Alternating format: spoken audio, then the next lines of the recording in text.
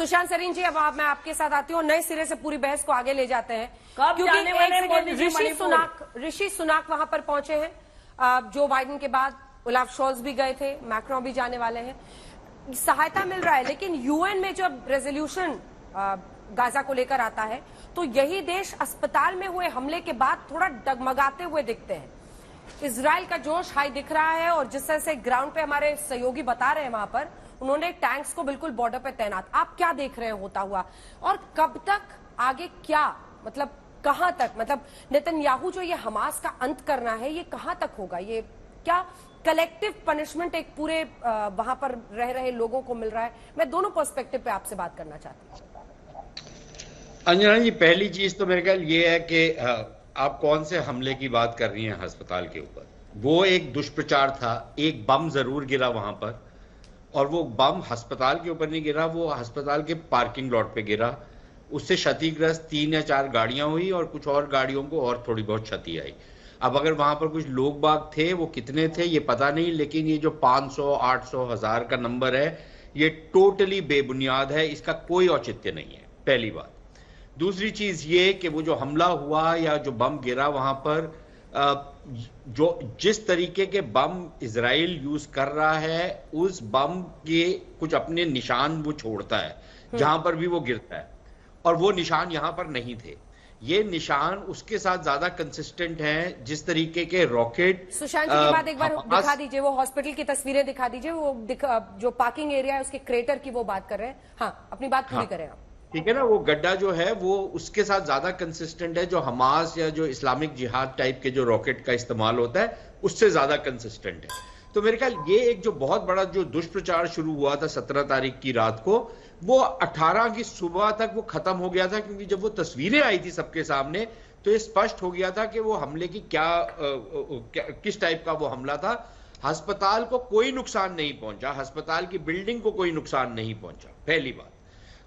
तो इसलिए वो जो प्रेशर की आप बात कर रही हैं वो प्रेशर नहीं है उस लिहाज से।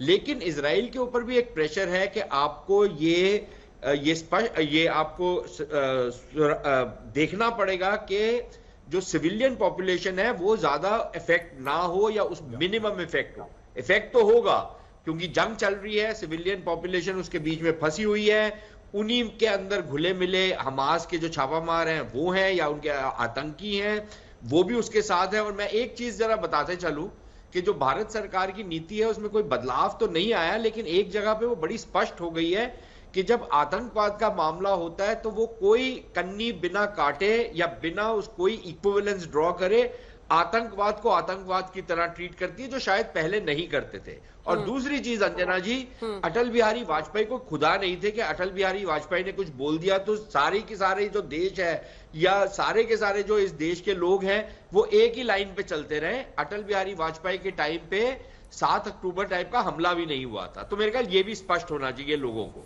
तीसरी चीज ये कि आगे क्या होगा, देखिए अब मेरे ख्याल इजराइल के अंदर भी शायद अब एक सोच ये जरूर है कि कितना अंदर तक जाएं, किस तरीके से हमला करें, क्योंकि अगर अंदर जाते हैं तो जैसे आप अपनी इनिशियल रिपोर्ट में बता रही थी, बहुत भीषण लड़ाई भी हो सकती है, क्योंकि ये उधर आप टैंक वैंक का इस्तेमाल ज्यादा नहीं कर पाएंगे और आपके टैंक्स भी वल्नरेबल होंगे, आपके जो फौजी जाएंगे वो भी वल्नरेबल होंगे, स्नाइपर्स होंगे, वहां मलबा होगा, तो बहुत ही मुश्किल होगी उस तरीके की युद्ध लड़ना। और उसका नतीजा क्या निकलेगा, मेरे ख्याल ये भी इंपॉर्टेंट है।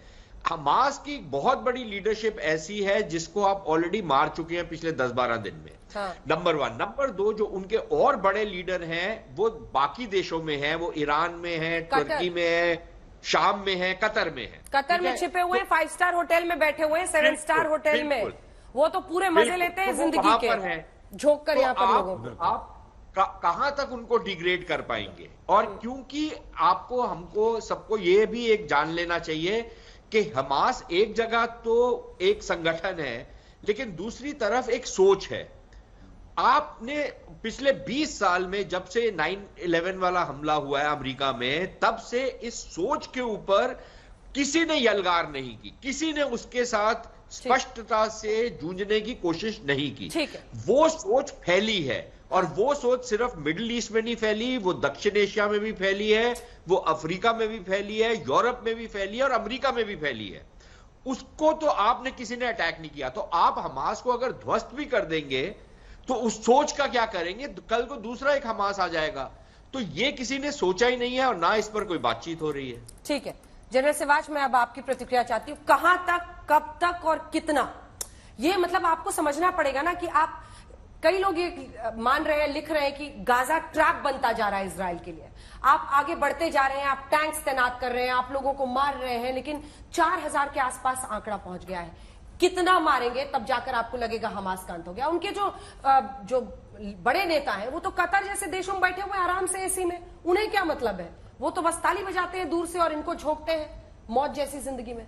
हाँ देखो अंजना, एक चीज तो सच्चाई है कि अगर हमास को खत्म करना है अभी भी, हाँ। वहां पर उसकी जो मिलिट्री लीडरशिप है वो गाजा स्ट्रिप में है, उसको अभी ज्यादा फर्क नहीं पड़ा है, इसमें कोई शक नहीं। ग्राउंड अटैक होगा, पर ग्राउंड अटैक जल्दबाजी में नहीं करेगा इजराइल। उसकी वजह है, एक तो उनको होस्टेजेस पे अभी तक कोई ज्यादा क्लियरिटी नहीं है उनका क्या होगा, कहीं उनको मारना स्टार्ट करे। दूसरी बात सच्चाई यह है कि इतने पैलेस्टाइनी सिविलियन वहां फंसे हुए हैं, जब तक वो इजिप्ट की तरफ नहीं जाएंगे इनकी कैजुअलिटी होती है, कोलेटरल डैमेज होगा तो फिर पलटा बदल जाए। बॉर्डर नहीं खोल रहा है, नहीं खोला, तो मैं यही कहने की कोशिश कर रहा हूं कि नहीं खोलता, फिर भी ये 2-3 चीजें चाहते हैं। देखो, अगर ये सोचना कि ये लड़ाई में हमास को हरा देंगे बिना अंदर जाए, ये मुझे नामुमकिन लगता है। इनको चाहे कितनी कैजुअलिटी हो, इजराइल को अंदर जाना ही पड़ेगा। मगर ये सोच समझ के चल रहे हैं, ये सॉफ्टनिंग अप कर रहे हैं पूरे इलाके का, और कहीं ना कहीं ज्यादा इंटेलिजेंस गैदर कर रहे हैं,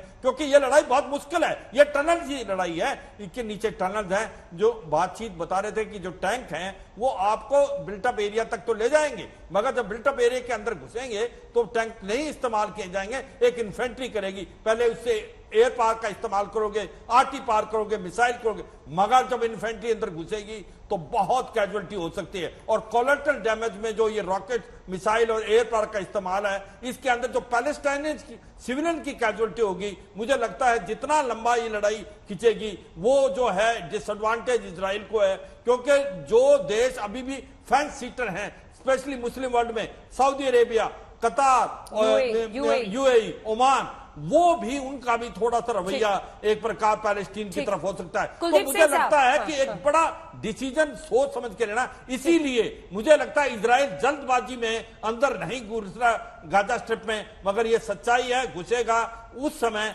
कि कोई ना कोई क्लियरिटी हो। और कुलदीप सिंह शेखावत साहब, ठीक है सर, कुलदीप सिंह शेखावत साहब, आपके पास मैं आना चाहती हूँ। इजिप्ट जैसे देश भी लिप सर्विस बहुत सारे मुस्लिम कंट्रीज कर रहे हैं, विरोध प्रदर्शन भी कर रहे हैं, नारे भी लगा रहे हैं लोग सड़कों पर, लेकिन इजिप्ट राफा क्रॉसिंग खोलने को तैयार नहीं है। इधर से इजराइल कहता है कि आप लोग नीचे जाइए, वो किधर निकले? तो फिर ये क्या लिप सर्विस ही कर रहे हैं? क्या ये सच नहीं है कि अंदर ही अंदर सऊदी अरब हो, यूएई हो, ऐसे इजिप्ट हो, ये तमाम देश भी चाहते हैं हमास जैसे आतंकी संगठन खत्म हो, हिजबुल्लाह जैसे आतंकी संगठन खत्म हो?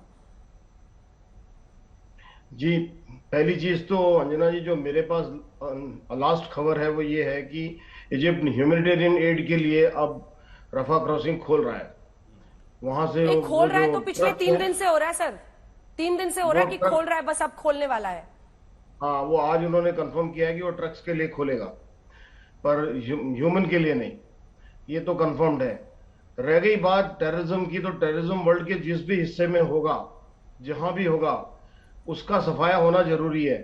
भले ही वो हमास की शक्ल में हो, भले ही वो आईसिस की शक्ल में हो, जिस भी देश में हो, जिस भी माहौल में हो, अगर टेररिज्म को आप बढ़ावा देंगे या बढ़ाने देंगे तो पूरे वर्ल्ड के लिए, पूरे विश्व के लिए समस्या है, और समस्या छोटी नहीं है। जाग तनवीर साहब, समस्या बहुत बड़ी है। जाग तनवीर साहब, अगर इस तरह से इस पैमाने पर आतंकी संगठन का कब्जा हो जाए, जीता था ना हमास वहां पर, और उसके बाद से कुछ चुनाव ही नहीं हुए, उसी का कब्जा चल रहा है, ऐसे में जो परिस्थिति अब बनी है, अब वो आगे बढ़ रही है, आप इसको कैसे देखते हैं? जी, बहुत बहुत शुक्रिया अंजना जी। देखिए, सबसे पहली बात जो हम लोगों को समझना चाहिए वो ये है कि हमास में और पैलेस्टाइन में, फलस्तीन में जमीन आसमान का फर्क है। ये डिफरेंस अक्सर लोग नहीं समझ पा रहे हैं, और जो हमास के अगेंस्ट में है लोग समझ रहे हैं कि ये फलस्तीन के अगेंस्ट में है। और अगर कोई फलस्तीन की